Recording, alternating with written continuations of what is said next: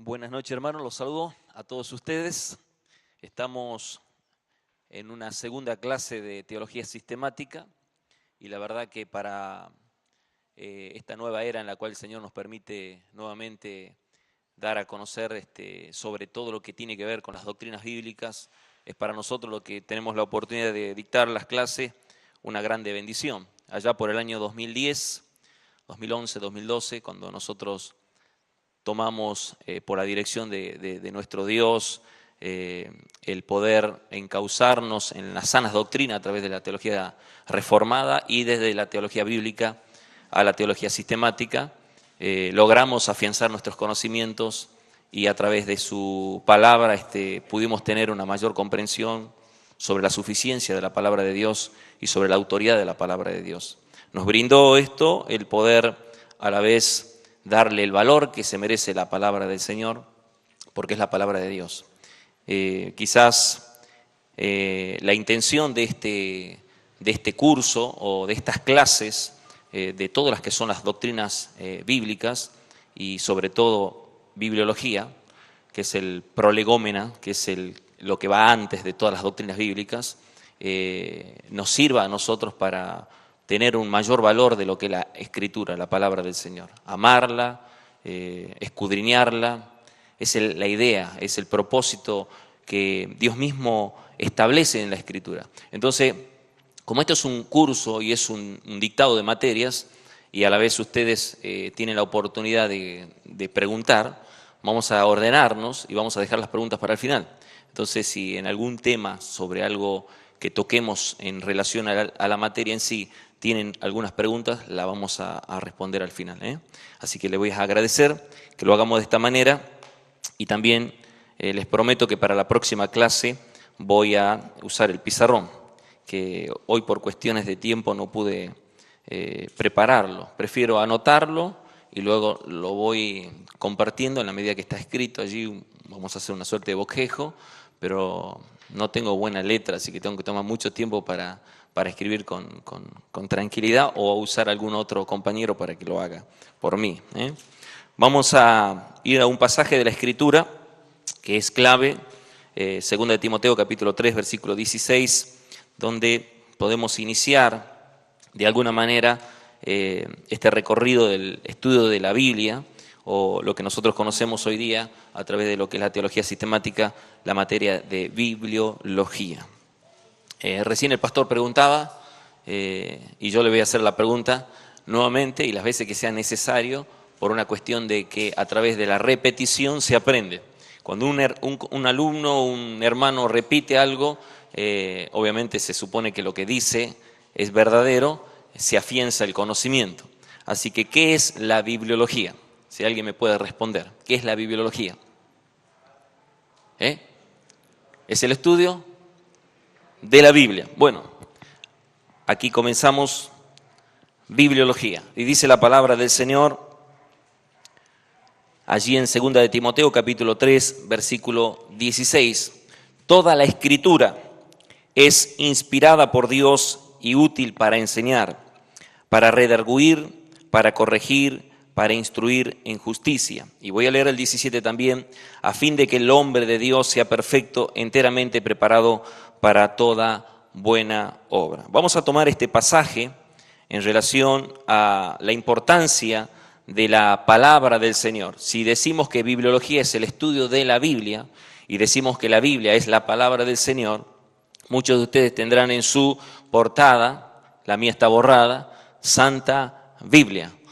Por lo tanto, hoy vamos a saber por qué se le llama Santa Biblia, por qué se le llama Biblia y todo este tipo de terminologías que quizás a nosotros nos sirvan para incorporar no solamente conocimiento o información que es necesario, sino también para saber por qué se le llama así y por qué realmente nosotros tenemos que ser defensores de la palabra del Señor, defensores de la Biblia.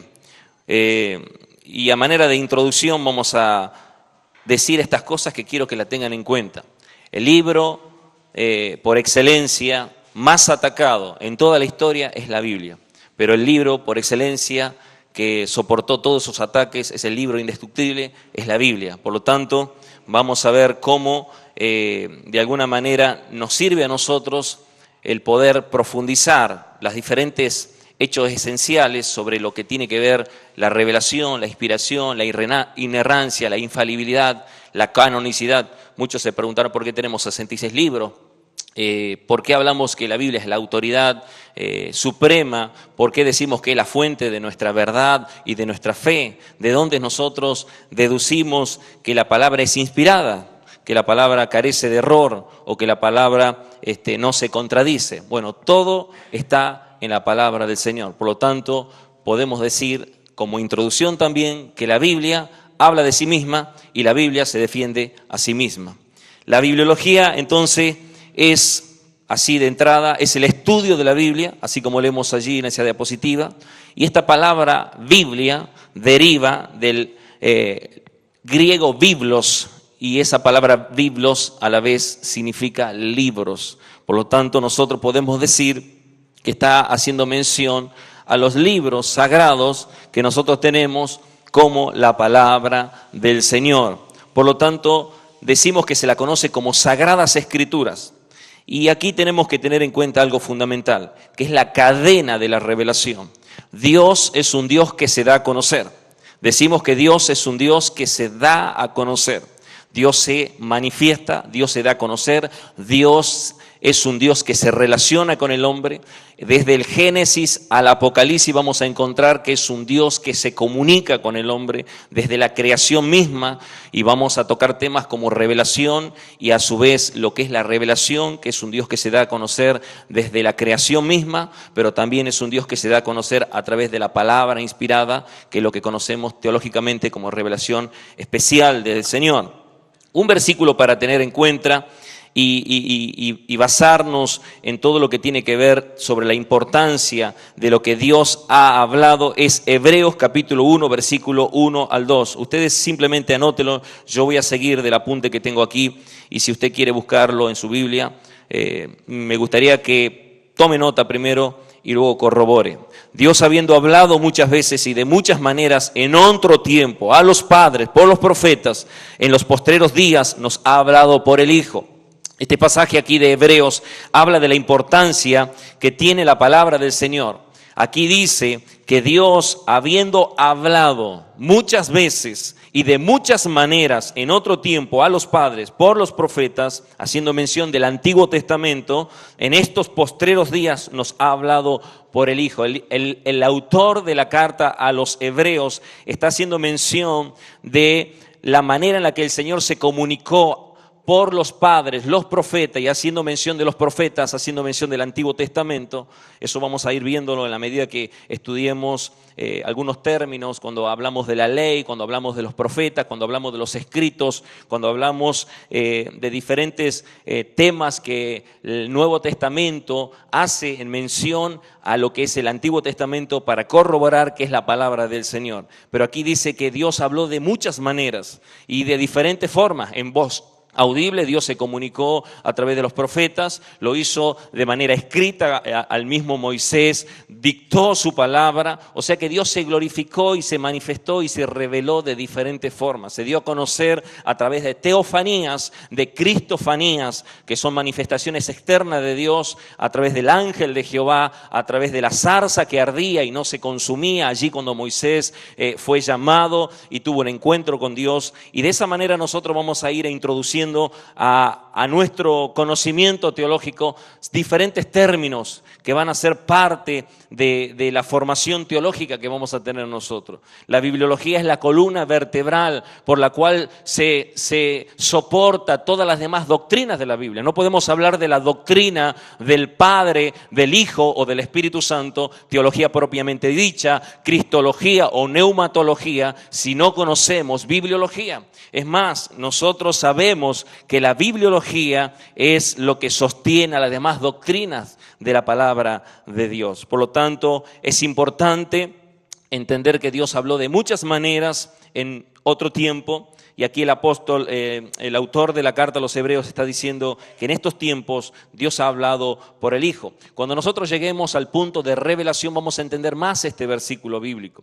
Hoy estamos simplemente dando una introducción. Hoy estamos simplemente como adentrándonos en lo que es el descubrir diferentes pasajes escriturales que nos dan a nosotros este fundamento para sostener que la Biblia es la palabra del Señor. Pero cuando hablemos de, por ejemplo, revelación general en la próxima clase, y vamos a tocar y sería bueno que vayan leyendo ustedes el Salmo 19 ya para la próxima clase, van a ver a profundidad lo que hace mención junto con Romanos capítulo 1 de lo que es la revelación general y la revelación especial de Dios. Entonces vamos a ver a través de la revelación general cómo Dios se reveló a toda la humanidad a través de la naturaleza, la creación misma, pero que eso no sirvió para salvar al hombre que estaba en su condición de estado de pecado, caído de la gracia de Dios. Porque el hombre allí en el huerto del Edén, cuando cayó en pecado, su visión se distorsionó y lo que antes era una relación perfecta de Dios el Padre con Adán, se trastornó, se echó a perder, se corrompió y por lo tanto hoy el hombre a través solamente de una revelación especial que es la palabra de Dios puede alcanzar el conocimiento de la verdad para poder alcanzar la salvación y la vida eterna. Entonces Dios se revela de una manera general a toda la humanidad a través de la creación, pero Dios se revela de una manera especial a un grupo, a los escogidos desde antes de la fundación del mundo, a través de la Escritura para poder realmente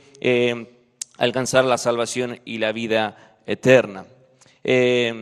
Podemos ver, por ejemplo, en una situación de los escritos, la Biblia es escrita en un periodo de 1600 años.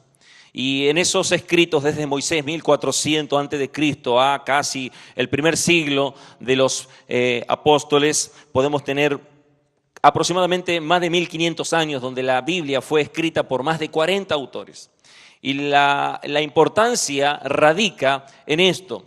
Siempre que tengo la oportunidad de recordarles a los que están escuchando una clase sobre bibliología, les digo lo importante que es que Dios realmente es el autor de la palabra del Señor, en el sentido de que hubo un periodo de 1600 años que se escribió la palabra del Señor, que fue inspirada la palabra del Señor, que se tomaron los registros de lo que hoy nosotros conocemos como el canon bíblico, como de alguna manera la palabra autoritativa de parte del Señor. Pero algo llamativo de todo esto es que durante esos 1600 años, esos más de 40 autores con diferentes personalidades y oficios, realmente tuvieron un mutuo acuerdo que de no haber sido por la obra del Espíritu Santo, nunca hubieran logrado redactar lo que hoy nosotros tenemos como la Biblia, que no se contradice ni desde Génesis hasta el Apocalipsis y que no tiene ningún error. Por lo tanto,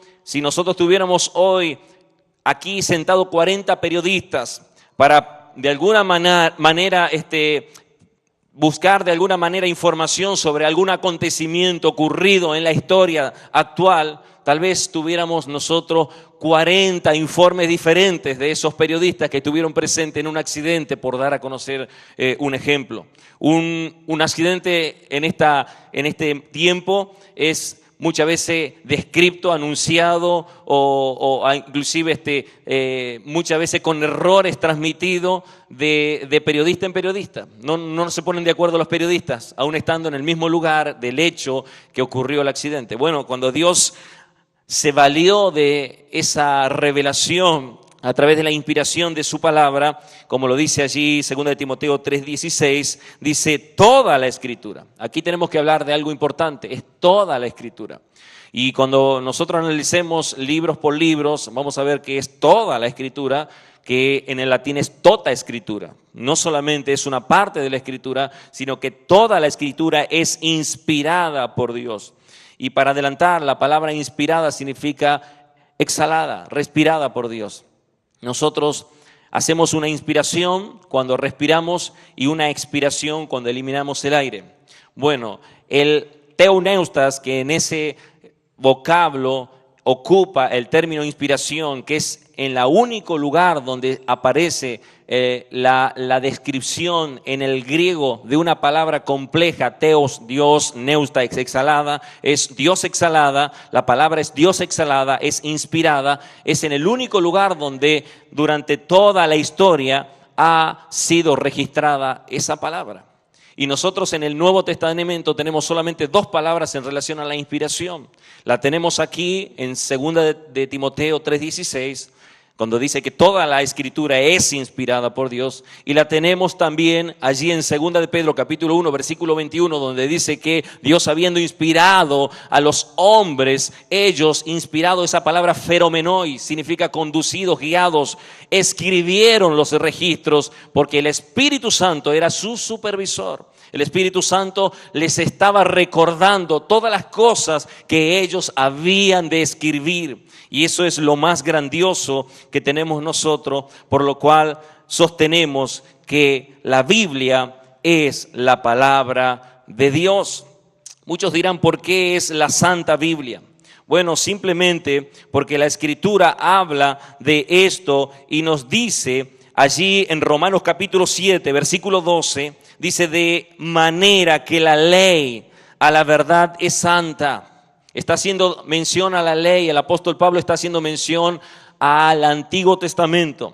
Posiblemente estaba haciendo mención a los 5 libros, a la Torá escrita por Moisés. Pero cada vez que nosotros veamos, y hoy vamos a escudriñar estos pasajes sobre todos, vamos a ver la terminología, lo que es Biblia, Escritura, palabra de Dios. Vamos a ver, por ejemplo, cómo el mismo Señor Jesucristo argumenta sobre el Antiguo Testamento y da fe de que es una palabra inspirada y que es una palabra en la cual nosotros podemos encontrar una división, vamos a decir, del Antiguo Testamento en 3 grupos, hablando justamente de la ley, de los profetas y de los escritos.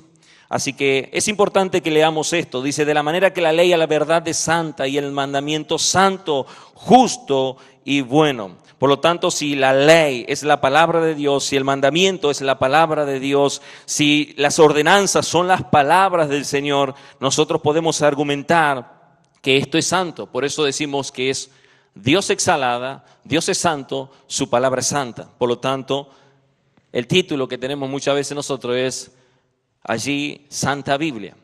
Así que si no lo sabía, hoy ya sabe por qué le han puesto Santa Biblia.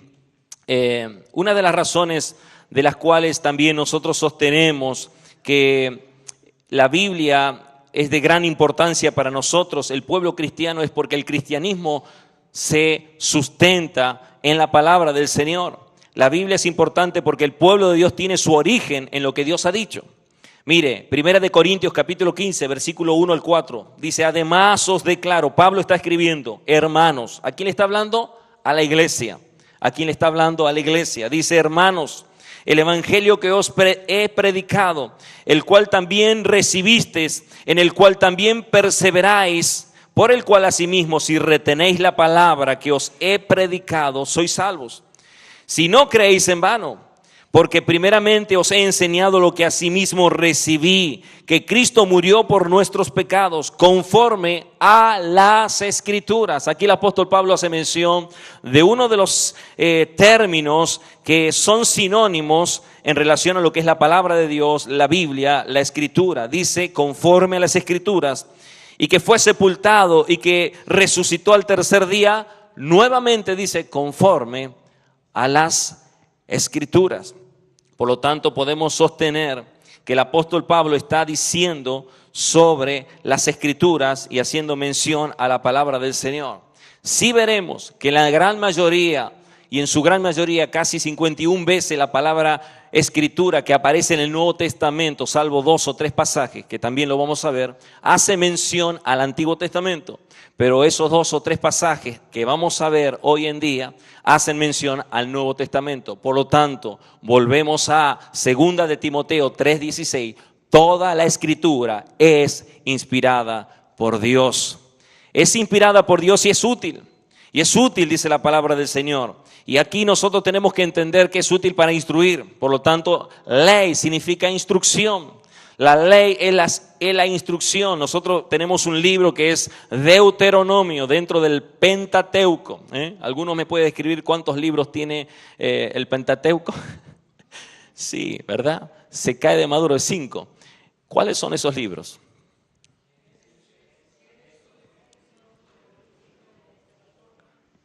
Número de Deuteronomio.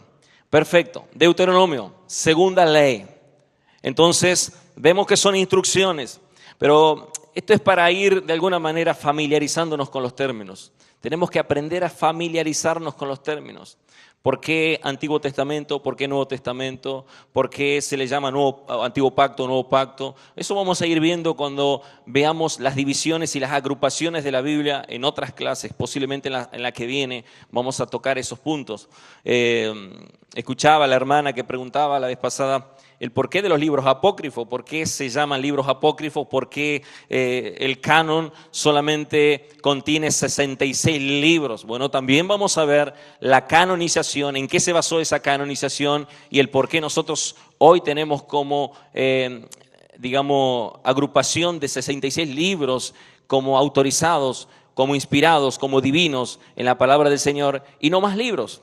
Pero lo más grandioso y lo más curioso es que los libros apócrifos sirven para dar evidencia de esos 66 libros que son inspirados por Dios. Leemos Macabeos, leemos Eclesiastes, por ejemplo, es uno de los libros también, hay uno y dos, ¿no? Del Eclesiastes que tenemos nosotros, que hacen mención justamente a esta realidad de que ellos son libros históricos, pero no son inspirados por Dios y que a la vez dan crédito de que el libro, por lo menos lo que ellos le llaman la Tanaj, que es el Antiguo Testamento, y vamos también a estudiar de qué deriva esa palabra Tanaj y qué es Torah, qué es Ketubín, qué es Nebaín y todas estas palabras que vamos a ir incorporando. Pero no quiero marearlo mucho con mucha terminología. Lo importante es que la Biblia es importante porque Dios ha hablado. Número uno, Dios ha hablado. Dios ha exhalado todo su pensamiento, su conocimiento. Y Deuteronomio 29 dice que las cosas secretas pertenecen a Dios, mas las reveladas son para nosotros y para nuestros hijos para siempre. Ese pasaje nos da una claridad de que lo que tenemos revelado, y por eso volvemos a decir, segunda de Timoteo 3:16, toda la escritura es inspirada por Dios. Pero toda la escritura que es inspirada por Dios es verdad conforme a la escritura inspirada por Dios. Por lo tanto, la veracidad de la palabra se basa en la autoridad de la palabra, no en lo que yo quiera interpretar de la palabra o lo que yo quiera hacerle decir a la palabra desde mi perspectiva de estudio bíblico. Por lo tanto, decimos nuevamente, toda la escritura es inspirada por Dios y es útil para instruir, es útil para reprender, esa palabra redarguir, es útil para corregir y para preparar. ¿Para qué? Con un objetivo, para que todos nosotros, los que escudriñamos la palabra, cumplamos lo que Jesús dijo allí en San Juan, capítulo 5, versículo 39. Vamos a ir a ese pasaje.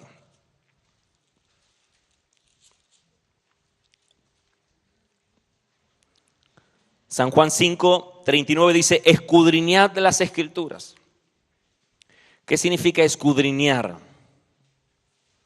Estudiar, indagar, profundizar, desmenuzar. Escudriñad las Escrituras, dice Jesús, porque a vosotros parece que en ellas tenéis la vida eterna y ellas son, dice, las que dan testimonio de mí. Por lo tanto, hermanos, como el pastor comenzó la clase anterior con Esdras, capítulo 7:10, justamente haciendo mención de que Esdras había preparado su corazón para inquirir la ley, dice la palabra allí, haciendo mención al Antiguo Testamento, porque fue justamente en la época de Esdras donde se comienza a hacer una recopilación de todos esos manuscritos originales que ellos tenían, que eran necesarios salvaguardar por la providencia divina, porque Dios estuvo siempre en su providencia. Dios está en control de todas las cosas y Dios es el que se anticipa a algún ataque. Por lo tanto, Dios preservó su palabra en toda la historia por su providencia. Por su providencia usó en la época del periodo intertestamentario, en la época del rey Ptolomeo II, que realmente se separaran cierta cantidad de judíos para poder redactar lo que se llama la Biblia Septuaginta o la 70, que era una traducción del Antiguo Testamento al griego. Por lo tanto, nosotros vemos cómo Dios preserva la palabra del Señor, porque Él tenía un fin a través de la palabra del Señor. Dios se revela, hay una inspiración, es un teoneutas, es un Dios exhalado a través de su conocimiento. Conocemos al Señor en sus atributos, comunicables, incomunicables. Conocemos la condición del hombre, vamos a estudiar antropología, vamos a ver la doctrina del hombre, vamos a ver su condición de caída, de miseria, de pecado. Vamos a conocer las doctrinas de la gracia de Dios favoreciéndonos nosotros como pecadores para salvarnos de la condenación. Vamos a introducirnos en la palabra del Señor para que armemos un rompecabezas y para que entendamos que la Biblia no es vamos a decir, un grupo de libros totalmente aislados o, por así decirlo, desconectados, sino que hay un hilo conductor que es Cristo revelado desde el Génesis al Apocalipsis. Es el Cristo que nosotros conocemos a través de la palabra del Señor. Y volvemos a Hebreos, donde dice: Dios, habiendo hablado muchas veces y de muchas maneras en otro tiempo a los padres por los profetas, en estos tiempos Dios ha hablado por su Hijo. Una razón, por decir así, una tercera forma en la cual nosotros entendemos que la Biblia o la bibliología es importante, es porque la revelación normativa es final y está completa. Y aquí tenemos que hacer un parate fundamental por el ataque que recibe muchas veces no solamente la palabra de Dios, sino también el cristianismo puro, por la falsedad de una mala interpretación de la palabra del Señor, donde se le agrega una revelación cuando la palabra de Dios ya está revelada, ya es la palabra más segura, como dice el apóstol Pablo, la profecía más segura que tenemos a nuestro alcance es la palabra del Señor. Y muchas veces pensamos que Dios sigue a través de los sueños, a través de las revelaciones, a través de muchas cosas que le hacen decir a Dios que no es bíblico. Entonces esto es para que nosotros tengamos también ese temor reverente de que cada vez que escuchamos algo, realmente seamos como lo de Berea. Vamos a la Escritura a ver si esto es verdad. Vamos a la palabra del Señor a ver si lo que me están diciendo realmente está dentro de la palabra de Dios. Por lo tanto, podemos sostener que como iglesia reformada o una iglesia teológicamente bíblica, no podemos aceptar nada que esté fuera de la palabra de Dios, porque esa es nuestra máxima autoridad. Judas 3 dice: amados, por la gran solicitud que tenía de escribiros acerca de nuestra común salvación, me ha sido necesario escribiros exhortándoos que contendáis ardientemente, dice, por la fe que ha sido una vez dada a los santos.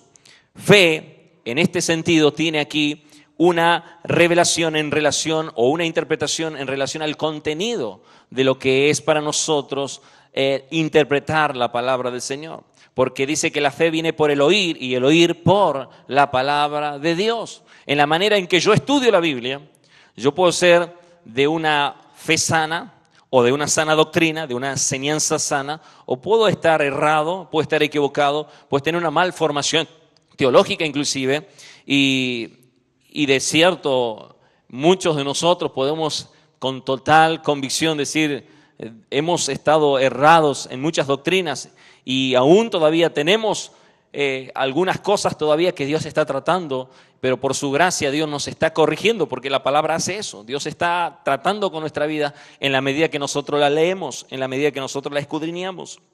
Por lo tanto, Judas hace mención aquí sobre una exhortación para contender ardientemente por la fe que nos ha sido dada por Dios. Segunda de Pedro 3:15 al 17 dice: y tened entendido que la paciencia de nuestro Señor es para salvación.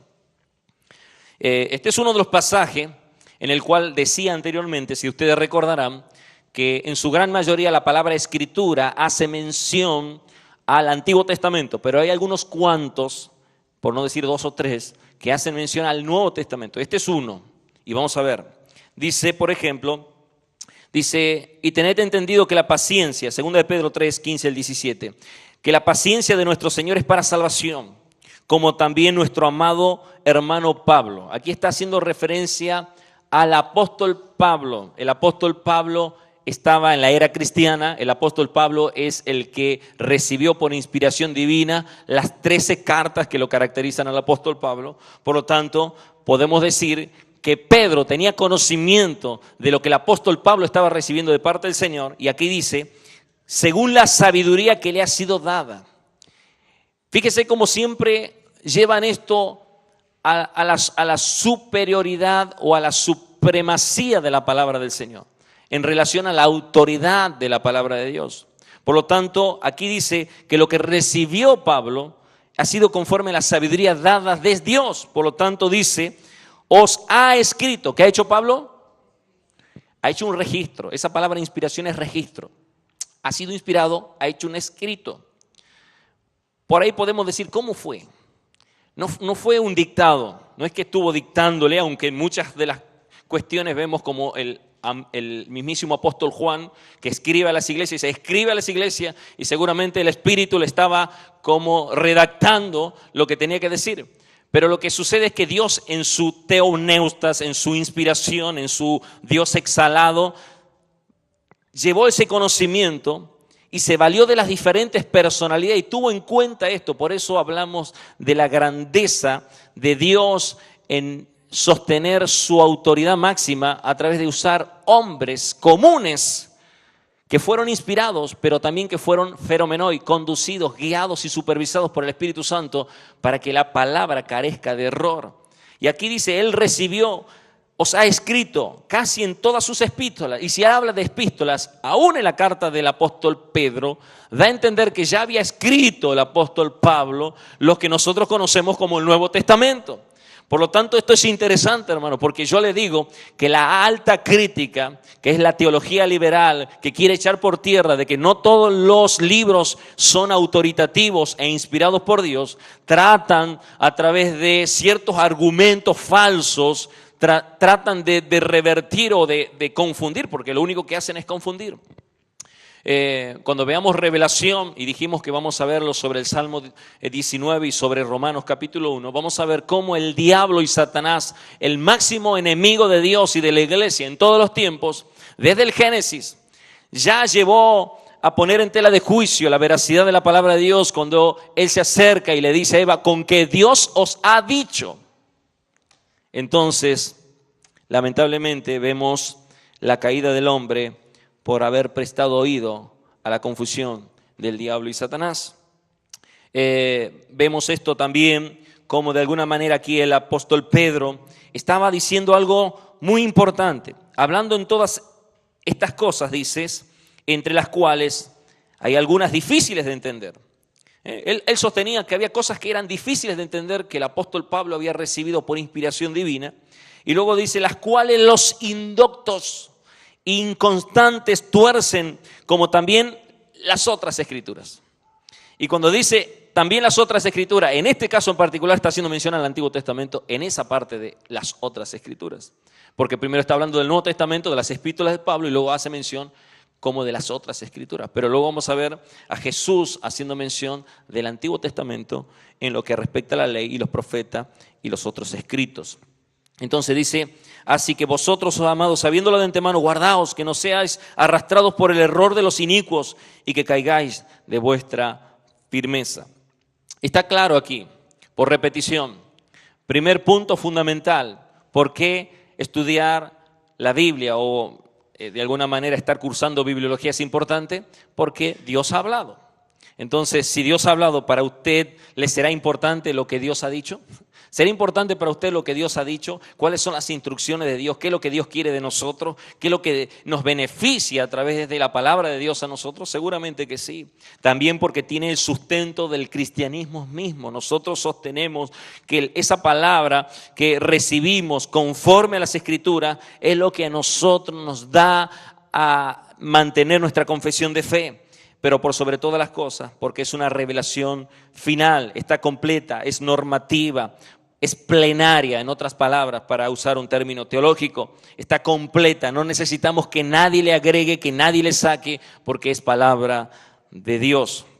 Vamos a ver algunos términos sobre lo que es Biblia, Escritura, palabra de Dios y sinónimos. Bueno, dijimos que la palabra Biblia es la designación más usada para la palabra de Dios. Y si bien es cierto, literalmente la palabra Biblia no aparece, sí sabemos que tiene un derivado de la palabra biblos, que significa justamente libros, y esta palabra biblos a la vez tiene un derivado de biblius, que es papiro, que era el material con la que se hacía, digamos, el papel en ese entonces para poder escribir la sagrada palabra del Señor. Por lo tanto, así como fue escrita en pergaminos, también se utilizó el papiro. De allí es su origen, más que nada. Vamos a adentrarnos sobre el tema de la escritura. Las palabras escrituras y escritos se usan en el Nuevo Testamento de una forma casi técnica para referirse a parte o a la totalidad de el Antiguo Testamento. Vamos a ver, por ejemplo, Marcos capítulo 12, versículo 10, donde Jesús está allí de alguna manera defendiendo su autoridad. Ustedes recordarán que ahí se encuentra con los fariseos y los fariseos le preguntan en el contexto, ¿con qué autoridad tú hablas y tú dices estas cosas? Y Jesús le hace otra pregunta y le dice, bueno, yo le voy a decir, le voy a preguntar algo y después que ustedes me respondan, yo le voy a decir con qué autoridad yo estoy hablando de parte del Señor. Lo importante aquí para rescatar es, según Marcos 12, voy a ir a ese pasaje porque voy a tomar otros versículos también de ese lugar. Versículo 10.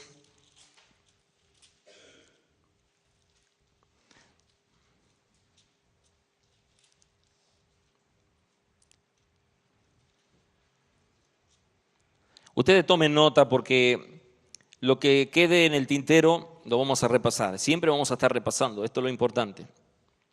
En el versículo 10 dice, bueno, ustedes ven en el contexto, está hablando sobre los labradores malvados, pero anteriormente usted tiene un título que dice la autoridad de Jesús y ya venía discutiendo sobre su autoridad. Y luego dice, en el versículo 10, dice, ni aún esta escritura habéis leído. Y dice, esta escritura. En Marcos, dice, ni aún esta escritura habéis leído, la piedra que desecharon los edificadores ha venido a ser cabeza del ángulo. El Señor ha hecho esto. ¿Es cosa maravillosa a nuestros ojos? Fíjese que hace mención a esta escritura. Pero si nosotros vamos, por ejemplo, a Mateo capítulo 21, versículo 42, Jesús les dice, en relación a esta concordancia de este pasaje, dice, nunca leíste en las escrituras. Aquí está hablando de todas las escrituras. Y hace mención justamente al mismo pasaje, la piedra que desecharon los edificadores ha venido a ser cabeza del ángulo, el Señor ha hecho esto, es cosa maravillosa a nuestros ojos.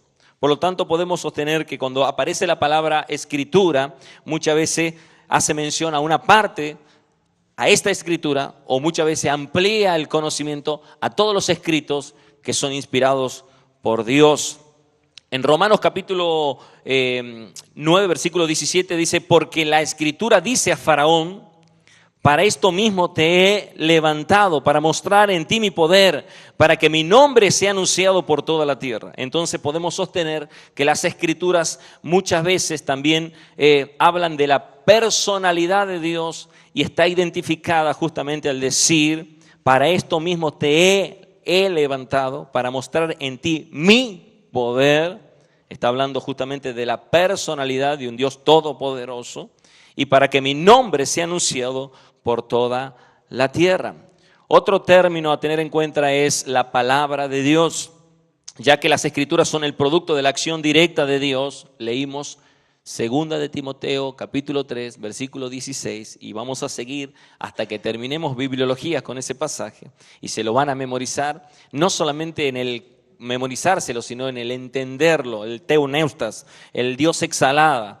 Dice, toda la escritura es inspirada por Dios y es útil para enseñar, porque dice, toda la Escritura es inspirada por Dios y útil para enseñar, para redarguir, para corregir, para instruir en justicia. Nada más natural que llamar las palabras de Dios. Juan 10:35. Juan 10:35. Si llamó dioses a aquellos a quienes vino la palabra de Dios, y la Escritura no puede ser quebrantada. Y aquí aparecen las dos palabras. Aparece la palabra de Dios y aparece la Escritura. Y aparece entre paréntesis porque hace una ampliación de lo que está diciendo. Y él dice, si llamó dioses, está haciendo mención al Salmo 82:6. Si llamó dioses a aquellos a quienes vino la palabra de Dios, y la Escritura no puede ser quebrantada. Otros sinónimos para tener en cuenta son lo que el comentario del Salmo 119 dice, el salmo más largo de los otros escritos. Este salmo es mayormente una colección de oraciones y meditaciones sobre la palabra de Dios, a la cual se hace referencia por 10 sinónimos. Y tome nota aquí. Primero, la ley, que ocurre 25 veces en el salmo y que denota una instrucción, una dirección. Con más frecuencia la palabra se refiere a un cuerpo de enseñanza, probablemente a lo que hacía mención el libro de Deuteronomio, la segunda ley, o Levítico, leyes. Entonces, en efecto, podemos ver cómo en Juan 10:34 le corresponde a la palabra ley. Vamos a ir a ese pasaje de Juan, porque nosotros recién leímos otro. Juan 10:34. Vamos a usar mucho la palabra de Dios, vamos a leer mucho, espero no cansarlo, pero es de la única forma en que nosotros nos vamos a habituar a leerla, a escudriñarla, a hojearla. Y si usted tiene un celular, regálelo y cómprese una Biblia. Entonces, sí, si tiene la Biblia en su celular y no tiene aquí la Biblia en la mano, el libro, cómprese una Biblia urgente, es muy importante. En el versículo 34 dice, Jesús le respondió, ¿no está escrito en vuestra ley? Y ahí hace mención justamente de lo que anteriormente decíamos sobre lo que él decía del Salmo 82:6, en mención de que él llamó dioses a aquellos a quienes vino la palabra de Dios. Entonces, ley. También aparece la palabra en el Salmo 119 y ocurre 20 veces. Es un término general para la revelación de Dios. Pero los 10 mandamientos son también llamados literalmente en el hebreo, según Deuteronomio 4:13, las 10 palabras, los 10 mandamientos. Otro término sinónimo de lo que hace mención a la palabra de Dios es dicho, que ocurre 19 veces y es frecuentemente un sinónimo de palabra. Mandamiento, que ocurre 21 veces y está hablando justamente de algo autoritativo, es algo definitivo, es una orden del Señor. Por lo tanto, vemos ley, vemos palabra, vemos dicho, vemos mandamiento, también vemos estatutos. Ocurre 21 veces en el Salmo 119, siempre aparece en plural, literalmente significa cosas escritas, así que se refiere a la ley vigente. Luego vemos juicio, que ocurre 19 veces en el plural y 4 veces en el singular, y representa una decisión judicial que constituye un precedente, una ley que ata. En el Pentateuco se refiere a las leyes que se desprenden de los 10 mandamientos. La palabra también puede significar las intervenciones judiciales de Dios sobre el pecador. Juicios de Dios. Preceptos ocurren 21 veces en una palabra que denota una perspectiva poética para prohibición. Por lo tanto, preceptos hace mención justamente a las palabras que tienen que ver con salterios. Testimonio, 22 veces aparece la palabra, y un testimonio es un dicho, una declaración, algo solemne de la voluntad de Dios. Es una palabra general para los mandamientos que llegaron a ser la norma de la conducta de Dios. De allí vemos el testimonio de Dios como el fiel y el verdadero. Camino, usado 5 veces en el plural y 6 en el singular, es un término metafórico que describe el modelo de la vida marcado por la ley de Dios. Y por último, senda, que es usado 5 veces en los Salmos y es paralelo a camino.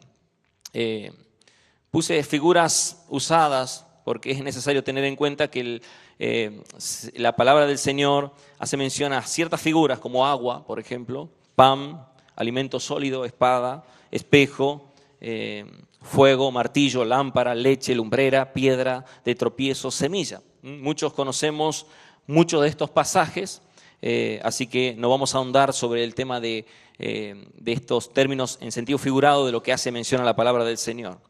Pero sí me gustaría introducirme en el tema sobre las actitudes acerca de la Biblia. La negación de la autoridad absoluta de la Biblia, que es un tema que vamos a tocar hoy en día y que existen ciertas posturas que atacan a la palabra del Señor. Existen muchos grupos que aceptando la palabra de la Biblia como la revelación o una revelación de Dios, niegan en la práctica su autoridad.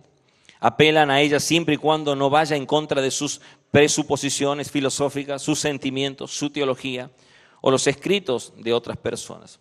Y nosotros que estamos estudiando hermenéutica en el seminario William Carey, estamos cursando hermenéutica y estamos de alguna manera viendo cómo está de alguna manera en ataque constante la palabra del Señor. También tenemos en cuenta que muchas de las traducciones, ya vamos a entrar en esos temas más adelante, han sido como de alguna manera copias o traducciones de copias que hasta cierto modo debe ser analizado y evaluado y examinado de cuál es la traducción más correcta que tenemos que utilizar. Muchos de nosotros, para que entendamos de traducciones de la Biblia, nosotros tenemos en diferentes idiomas, o sea, se la escribió desde el original y desde el original no tenemos nada, del original solamente tenemos manuscritos que fueron pasando de tiempo en tiempo. Esto llevó a que hoy haya varias colecciones a través de los códices, son 3 códices, también vamos a ver más adelante en agrupaciones todas estas cosas, pero de allí se tomaron para traducir la Biblia a través de lo que se llama un texto crítico, un texto recibido, temas que hacen mención a lo que es la alta crítica, sobre la crítica textual, que analiza como ciencia qué tan fidedigno, qué tan inspirado es ese manuscrito. Entonces, teniendo en cuenta todas estas cosas, tenemos nosotros ciertas traducciones que van desde la Vulgata, desde el año 4, la de Jerónimo, hasta el día de hoy, con todas las versiones y revisiones habidas por haber. Nosotros usamos generalmente la Reina Valera 1960, la revisión 1960, pero también hay otras Biblias muy importantes, traducciones con la Nueva Versión Internacional, Nueva Traducción Viviente, la Biblia de las Américas. Entonces la mejor forma de utilizar lo que estamos viendo nosotros, esto es un agregado que le estoy diciendo ahora, que no tiene nada que ver con bibliología en sí, pero sí está de alguna manera en nexo, porque siempre que se estudia bibliología, esta materia va tomada directamente con interpretación bíblica, o sea, va con hermenéutica. Siempre en todos los tópicos de teología sistemática usted va a ver que dice bibliología y hermenéutica, por lo tanto siempre va lo que es el estudio de la Biblia en sí, en sus hechos esenciales, vuelvo a decir revelación, inspiración, inerrancia, canonización, iluminación, preservación, traducción y por ende obviamente interpretación. Siempre va tomado eso y nosotros como agregado le estoy diciendo simplemente, estamos viendo de alguna manera que cuando nosotros analizamos un texto, y lo hacemos en el ambiente paralelo con otras Biblias, con otras traducciones, podemos ver cuál es la más conveniente desde la perspectiva de lo que nosotros entendemos realmente, porque aquí vienen otros condicionamientos, nuestra formación, nuestra cultura, nuestro conocimiento, de todo lo que hemos adquirido durante la vida. Muchos de aquí han hecho un primario, otros han hecho un secundario, otros han hecho un terciario, otros ya son profesionales y de acuerdo a su capacidad y educación tal vez puedan tener ciertas perspectivas en cuanto al tema de la elección sobre esas traducciones. Pero más allá de todo eso, lo importante es que nosotros sepamos que hay un ataque directo sobre lo que es la autoridad absoluta de la Biblia. Y estos puntos que vamos a tocar están muchas veces, y nosotros muchas veces somos parte de esto. Por ejemplo, el del primero, racionalismo. A ver, vemos por ejemplo ese punto. Dice, coloca la mente humana por encima de la revelación divina. ¿Cuántas veces nosotros vamos con ciertos preconceptos? Es como que ya nos adelantamos al tema en sí, porque ya tenemos una capacidad de conocer el contexto mismo de la Escritura, y a veces nosotros tratamos de racionalizar la Escritura, cuando en realidad deberíamos primeramente morir a todo lo que es, no la razón en sí, porque se necesita para entender y comprender la Escritura, pero sí de alguna manera para volvernos, como decía el pastor ayer, me gustó mucho el término, al vacío, e ir a la palabra del Señor con una mente reiniciada, reseteada. Es como cuando el celular se te está saturando y tenés que eliminar toda la caché que tenés vos, todo ahí, el registro como basura, que ya no te sirve nada, que ralentiza todo eso. Bueno, nosotros a veces tenemos que quitar muchas cosas y desaprendernos, como decía también nuestro hermano Adrián ayer, de varias formaciones que hemos tenido durante la vida, y que eso nos lleva muchas veces a poner a nuestra razón por encima de la revelación divina. Por ejemplo, dice, los milagros son rechazados por ir en contra de lo que es usualmente conocido para la razón. Entonces no se acepta la evidencia racional que los sostiene por objeciones racionales, sino por motivos filosóficos. Entonces la razón siempre trata de invadir. No es que está en contra, porque muchas veces se ha llevado al extremo de decir razón versus fe, fe versus razón. ¿No? Nosotros necesitamos de nuestra razón para comprender la palabra del Señor, pero lo tenemos que hacer en un marco de una iluminación, de una dirección por medio del Espíritu Santo. Entonces, ¿qué vamos a hacer si somos seres espirituales? Vamos a orar. Vamos a buscar en oración la presencia del Señor, la dirección de Dios. Vamos a ir a Dios. Vamos a hacer morir nuestra carnalidad y nuestro raciocinio mismo, que muchas veces se opone, porque bien decía el pastor algo ayer que es verdad. Cuando nosotros nos encontramos con una palabra que es exhortativa, correctiva, esa es para el hermano, esa no es para mí. Cuando viene una palabra que es fuerte, cuando hablamos de juicio, cuando hablamos de pecado, muchas veces nosotros hasta dónde nos llevamos al extremo de hablar del pecado sin la misericordia, o de muchas veces hablar más de la misericordia que del pecado. Es como que queremos nosotros a veces salvaguardar que el hermano no se sienta ofendido, no se sienta molestado, que esa palabra no le haya caído mal, sino que realmente pueda entender que uno está predicando el Evangelio y que hay cosas que corregir. No, la palabra del Señor es la palabra del Señor, y cuando es predicada y anunciada, Dios se encarga de cumplir el efecto para el cual es enviada, porque es palabra de Dios. Por lo tanto, aún con nuestros propios errores humanos en transmitirla, Dios se glorifica a través de su preciosa presencia y de su dirección por la obra del Espíritu Santo. Pero es un punto el tema del racionalismo, el misticismo, los sentimientos, las experiencias humanas. Escuchamos mucho esto de la iglesia carismática.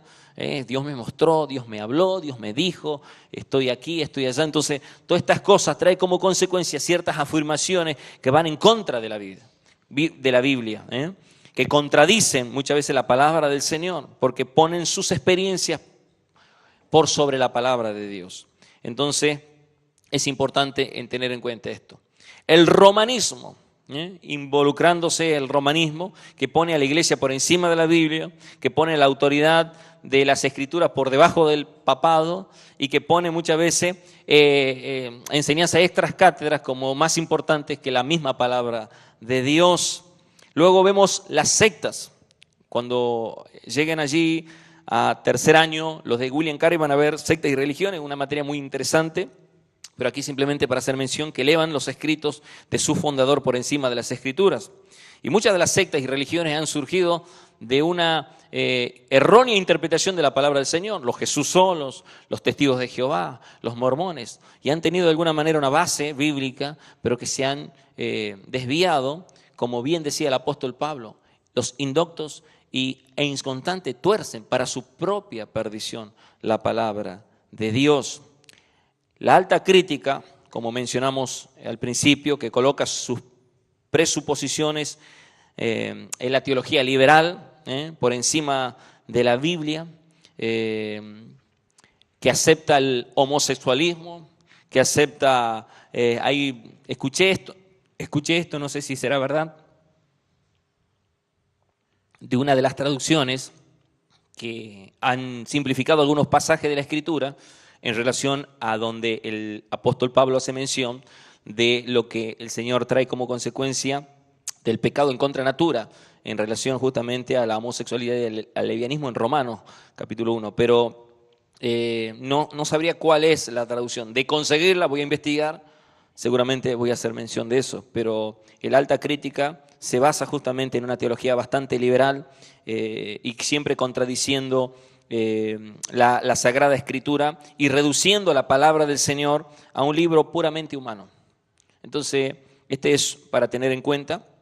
Y la neoortodoxia, que de alguna manera no me recuerdo bien quiénes son los dos fundadores de esto, que dice que la Biblia no es la palabra de Dios, sino que se convierte en palabra de Dios cuando Dios habla a mi corazón.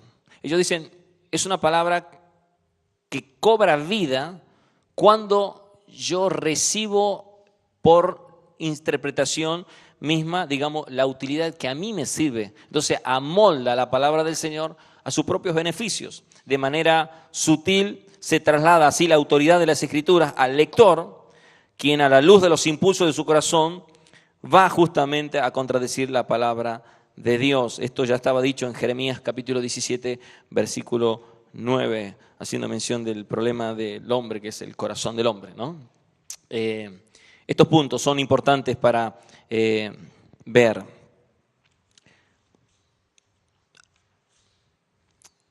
¿De qué habla la palabra del Señor? Si alguien me puede decir,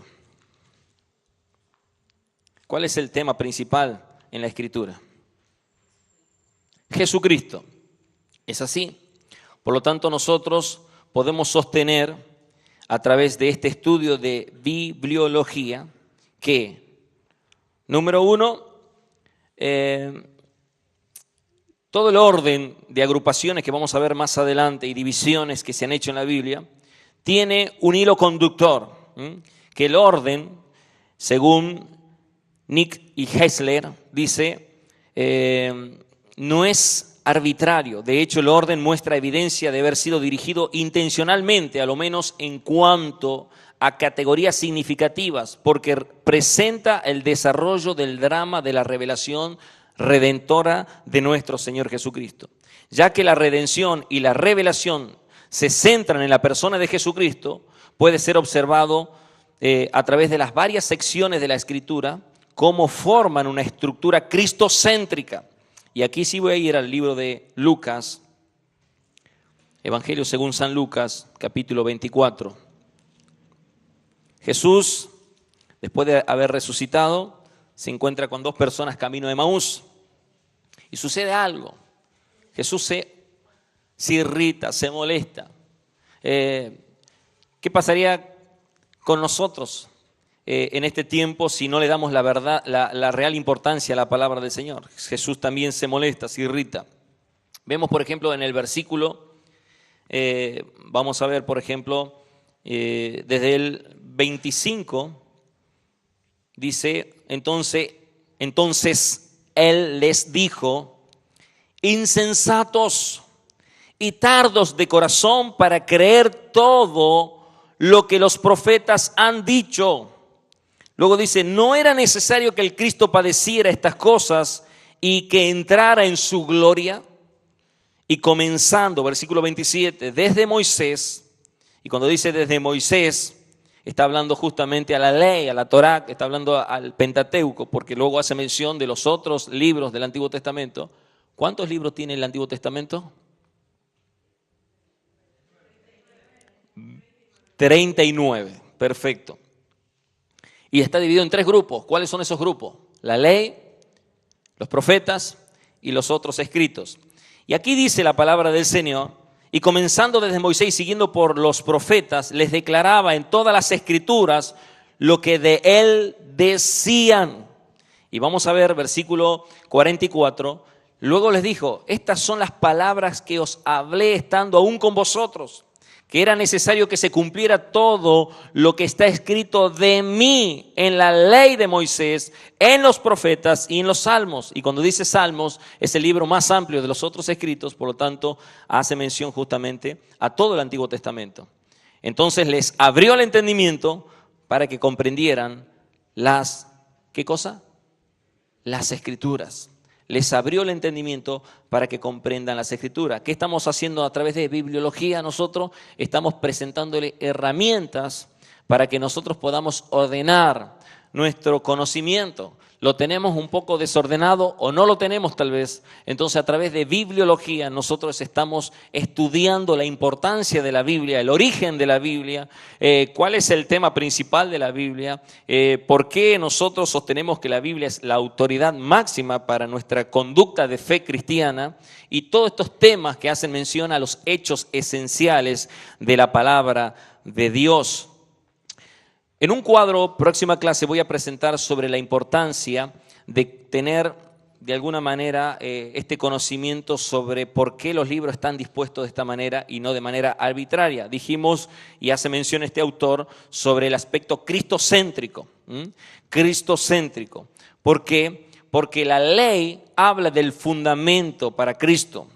Porque la historia habla de la preparación para Cristo, porque la poesía habla de la aspiración por Cristo, porque la profecía habla de la expectación por Cristo, porque los evangelios hablan de la manifestación de Cristo, Hechos de los Apóstoles habla de la propagación de Cristo y las epístolas hablan de la interpretación y la aplicación de Cristo hasta el libro de Apocalipsis, que es la consumación en Cristo.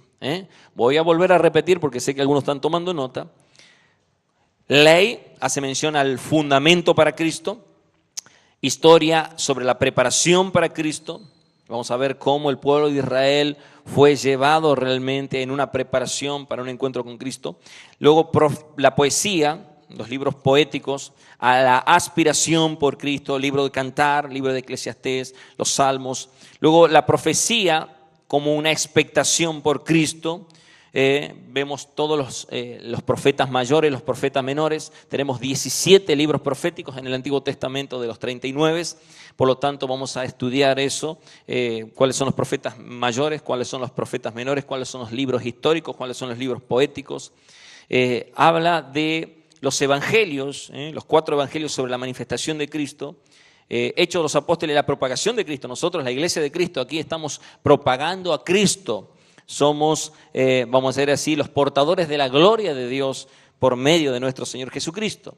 Las epístolas hablan de la interpretación y la aplicación de Cristo y el Apocalipsis habla de la consumación en Cristo. Para ir cerrando, me gustaría, de alguna manera, mientras yo le estoy leyendo, que mi hermano me colabore aquí. ¿Tenemos para poner audio? ¿Sí? Vamos a ver un pequeño video para finalizar, mientras yo termino leyendo esto. La Biblia no es una serie de historias desconectadas. Es un solo narrativo en que cada historia y cada personaje señala a una persona que es más grande. La historia de Adán y Eva no se trata solo del primer hombre y la primera mujer. Hay un mejor y verdadero Adán que pasó la prueba en el huerto y cuya obediencia se nos confiere. Hay un mejor y verdadero Abel que fue inocentemente asesinado y cuya sangre clama por nuestra absolución en vez de nuestra condenación. Hay un mejor y verdadero Abraham, quien contestó el llamado de Dios para dejar todo lo cómodo y familiar y salir al vacío a crear un nuevo pueblo de Dios. Hay un mejor y verdadero Isaac, el hijo de risa, de gracia, que no solo fue ofrecido por su padre en el monte, sino que verdaderamente fue sacrificado por nosotros. Hay un mejor y verdadero Jacob, quien luchó y recibió el golpe de justicia que nosotros merecíamos, para que al igual que Jacob, solo recibiéramos las heridas de gracia que nos despiertan y nos disciplinan. Hay un mejor y verdadero José, quien a la diestra del rey perdona a los que le traicionaron y vendieron, y que usa su nuevo poder para salvarlos. Hay un mejor y verdadero Moisés, quien se pone en la brecha entre el pueblo y el Señor y es mediador de un nuevo pacto. Hay una mejor y verdadera peña de Moisés, la cual al golpearla con la vara de la justicia de Dios, ahora nos brinda agua en el desierto. Hay un mejor y verdadero Job, quien de veras sufrió inocentemente para después interceder por y salvar a sus amigos insensatos. Hay un mejor y verdadero David, cuya victoria se convierte en la victoria del pueblo, aunque ellos mismos ni siquiera levantaron una piedra. Hay una mejor y verdadera Esther, quien no solo arriesgó perder un palacio terrenal, sino que perdió su gran palacio celestial. No solo arriesgó su vida, sino que la entregó para salvar a su pueblo. Hay un mejor y verdadero Jonás, arrojado a la tempestad por el rescate de muchos. Hay un mejor y verdadero Cordero Pascual, inocente, perfecto, indefenso, inmolado para que pasara de largo el ángel de la muerte. Él es el verdadero templo, el verdadero profeta, sacerdote y rey, el verdadero cordero y sacrificio, la luz verdadera y el pan verdadero.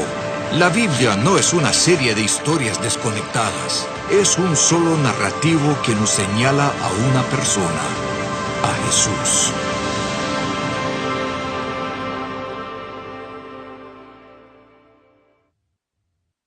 Como verán, la Biblia trata de Jesucristo. Entonces el Señor Jesucristo es el tema de cada libro de la Biblia. Y quiero terminar con esto.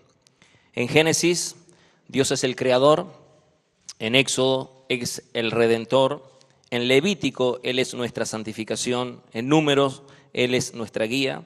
En Deuteronomio, Él es nuestro maestro. En Josué es el poderoso conquistador. En Jueces es quien provee victoria sobre los enemigos. En Ruth, Él es nuestro pariente redentor. En Primera de Samuel, Él es la raíz de Isaí. En Segunda de Samuel, es el hijo de David. En Primera y Segunda de Reyes, es el Rey de Reyes y Señor de Señores. En Primera y Segunda de Crónicas, Él es nuestro intercesor y sumo sacerdote. En Esdras, Él es nuestro templo, nuestra casa de adoración. En Nehemías, Él es nuestro muro protector. En Esther, Él es nuestro defensor. En Job, Él es nuestro mediador, que no solo entiende nuestras pruebas, sino que tiene el poder para hacer algo al respecto. En Salmos, Él es nuestro canto y nuestra razón para cantar. En Proverbio, Él es nuestra sabiduría, el que nos ayuda a vivir con sentido. En Eclesiastés es nuestro propósito, el que nos libra de la vanidad. En Cantar de los Cantares, Él es el esposo amante. En Isaías, Él es el admirable, el consejero, el príncipe de paz, el Padre eterno que todos necesitamos. En Jeremías es el bálsamo de Galaad, el que alivia nuestra alma enferma de pecado. En Lamentaciones es aquel siempre fiel en quien siempre podemos confiar. En Ezequiel, Él es el que nos asegura que los huesos secos volverán a vivir. En Daniel, Él es el anciano de días, el Dios eterno que controla el tiempo. En Oseas, el amante fiel, siempre anhelando nuestro regreso cuando le hemos abandonado. En Joel, Él es nuestro refugio en tiempo de angustia. En Amós es aquel en quien podemos confiar, que siempre estará a nuestro lado.